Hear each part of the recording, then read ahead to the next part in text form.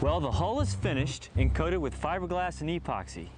The trick now is to get from here to here, the shiny varnish finish like this. And to get to here, you're going to need a sander, hearing protection, a dust mask, eye protection, and a long afternoon. And if it's a nice afternoon, it's good to sand outdoors. It's safer that way. You know, there's a joke among boat builders that boat building is 95% sanding. That isn't entirely true, but it is true that a good job of sanding is the difference between an attractive finish and a towering inferno. In the meantime, for equipment, our preference at Chesapeake Lightcraft is the 5-inch random orbital sander. It's a good compromise in size because you can do very light or very heavy sanding work with it. This may be obvious, but the first step is to be sure that all the epoxy is dry. If it gums up your sandpaper, this could be an exercise in frustration.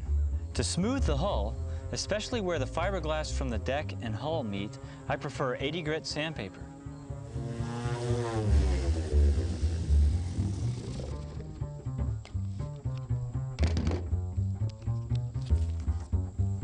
How much sanding is enough? The epoxy should have an even gray-white appearance without any dark glossy spots. Those spots are low spots and you either need to sand more there or add epoxy. Try not to sand into the fiberglass if you can avoid it. While I'm sanding, you'll notice that I keep the pad flat all of the time, never up on one edge.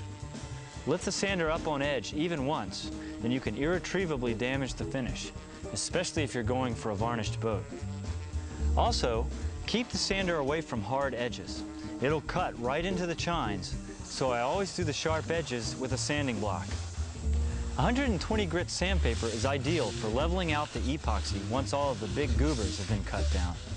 I'll use 120 grit on the deck and hull. Okay, listen up. Now if you were just going to paint your hull, we'd be ready for primer now.